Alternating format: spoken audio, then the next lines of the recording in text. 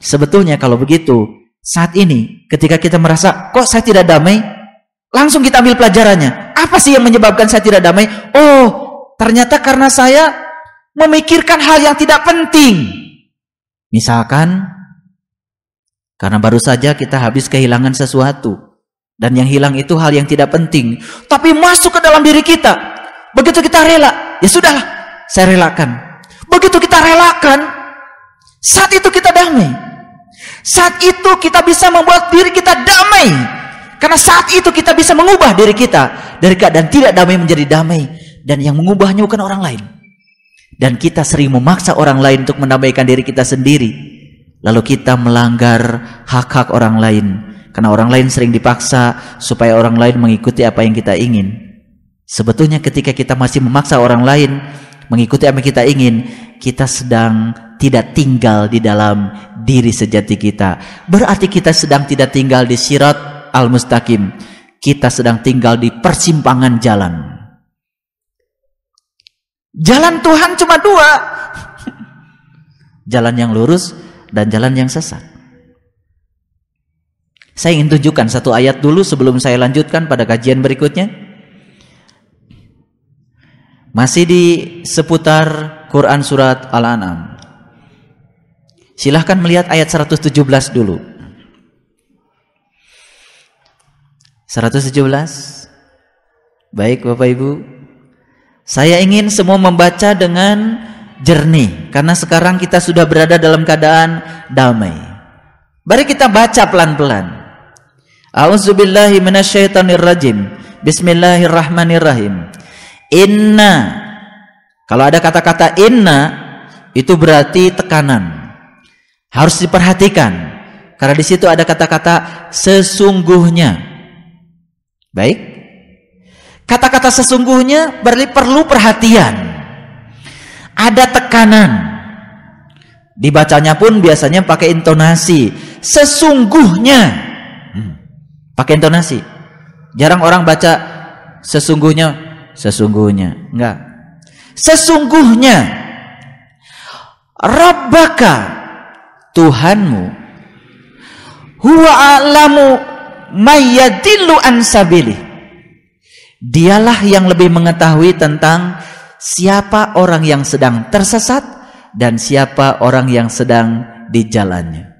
Kalimat yang indah ini sepertinya kita sedang terbebas dari Tuhan.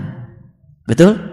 Karena kalimat ini, inna rabbaka huwa a'lamu mayyadillu an sabilih.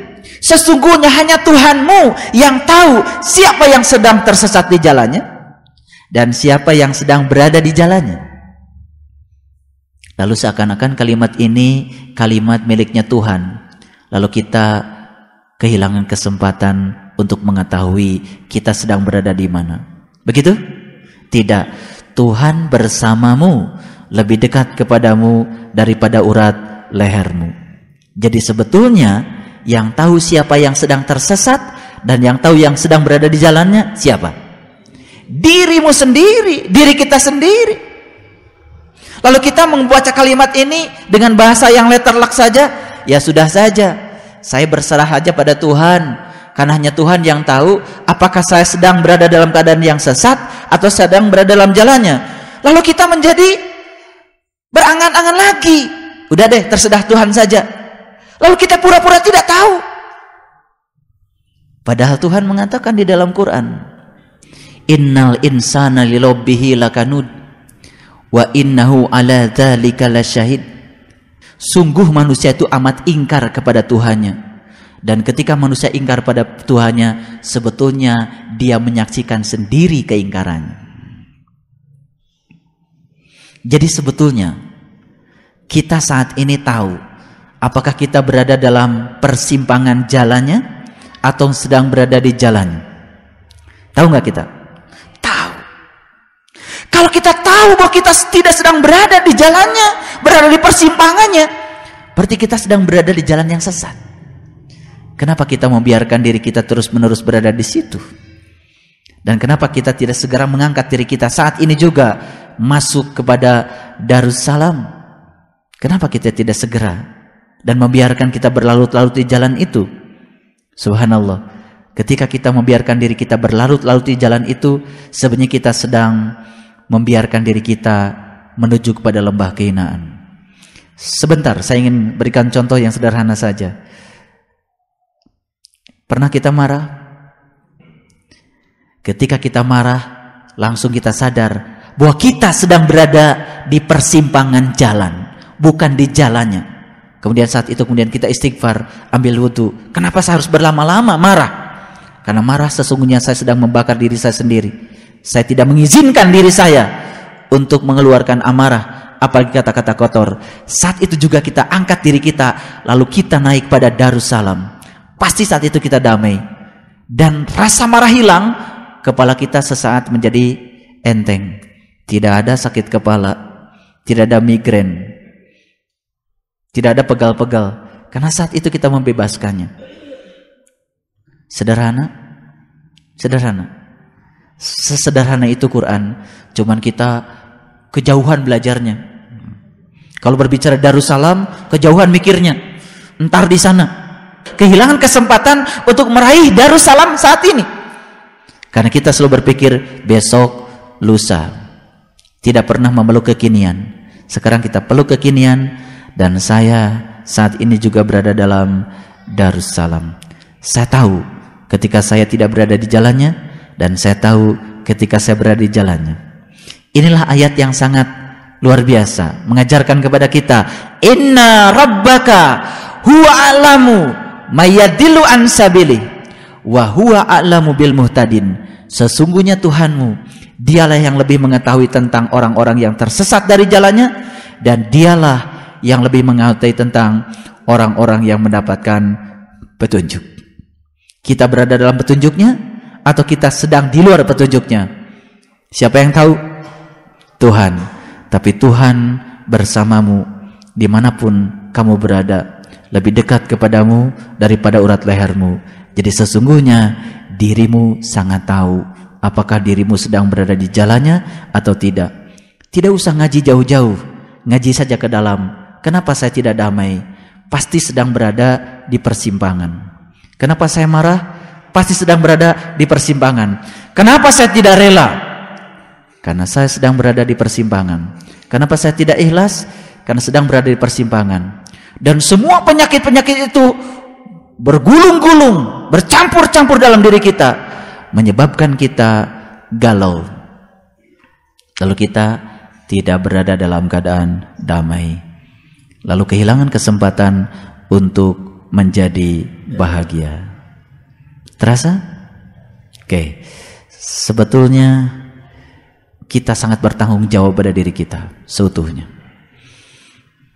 Kalau diri kita adalah tanggung jawab diri kita, jangan pernah mengizinkan diri kita menjadi terhina. Karena kita mengizinkan segala sesuatu yang tidak pantas dimasukkan ke dalam diri kita tampung dalam diri kita. Coba kita perhatikan. Ya, semesta ini dihuni lebih banyak orang-orang yang tidak damai dibandingkan dengan orang-orang yang damai. Orang damai tidak pernah reaktif, tetapi dia selalu responsif. Kalau ada sesuatu yang tidak enak, dia tidak buru-buru reaktif, tidak buru-buru marah, tidak buru-buru reaktif. Tapi dia damai dulu. Karena dia lentur, karena dia lembut. Nah, orang yang reaktif biasanya karena apa? Dia kaku, dia kasar. Makanya pada kesempatan yang lalu saya berbicara tentang kelembutan. Ternyata hati yang keras dengan hati yang lembut beda sekali reaksinya. Orang yang hatinya keras, kaku, sombong, sesombong batu karang. Batu karang itu sombong, berdiri tegak, gagah.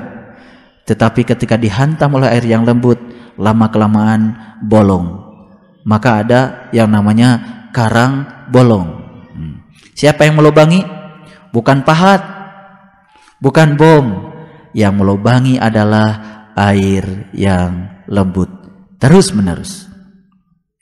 Betul? Maka batu karang yang sombong itu sebetulnya adalah kekakuan kita. Betul? Dan kekakuan itu hanya bisa dikalahkan dengan kelembutan. Ketika kekakuan kita, kekerasan kita, kemudian kita melakukan tindakan yang kaku lagi, yang keras lagi, sebenarnya kita sedang membiarkan batu karang itu tambah berdiri dengan sombongnya. Dan suatu saat harus dilembutkan. Begitu karangnya dilobangi, namanya karang bolong. Betul? Begitu karangnya bolong, kelihatan. Makanya coba perhatikan, di Bali, di Tanah Lot, itu ada karang bolong. Betul? Nah, itu sebenarnya karang bolong itu di sana punya arti yang sangat dalam. Karang bolong itu adalah aku yang harus dilobangi. Aku yang harus ditembus.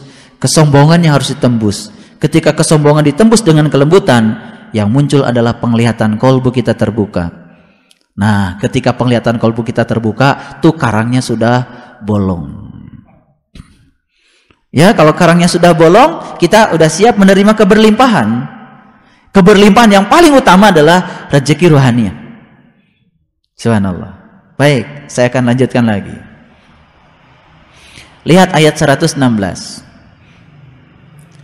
Mohon maaf kalau tadi saya mengatakan kebanyakan orang berada di persimpangan. Ini karena Allah yang mengatakan, bukan saya.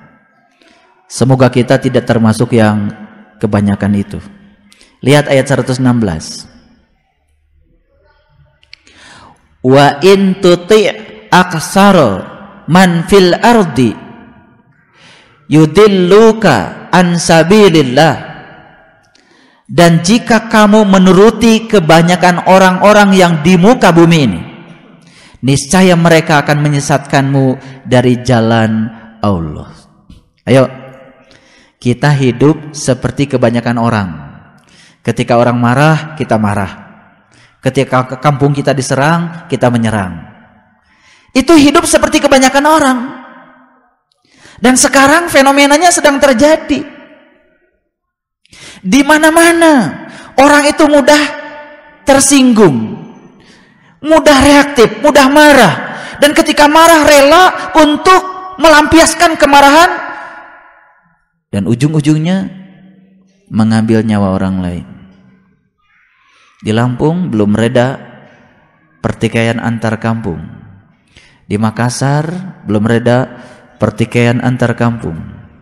Di Poso belum reda pertikaian yang luar biasa. Di Jakarta, di Bandung, di mana-mana pertikaian antar pelajar. Jadi kebanyakan orang kan begitu. Kalau diserang, menyerang. Kalau dipukul, memukul. Kalau dimarahi, balik marah. Itu kebanyakan orang, kata Allah. Dan jika kamu menuruti kebanyakan orang di muka bumi ini, niscaya mereka akan menyesatkan kamu dari jalan Allah. Lalu ternyata untuk menuju jalan Allah, kita harus meninggalkan kebanyakan orang. Jangan kita kemudian terlibat pada situasi yang semacam itu. Nah, ini pembahasan ayatnya hari ini ya agak random, tetapi nanti Bapak Ibu akan melihat ini sangat sistematik. Cuman metodologinya saja yang saya ubah. Kita teruskan. Mereka tidak lain hanyalah mengikuti persangkaan belaka, dan mereka tidak lain hanyalah berdusta.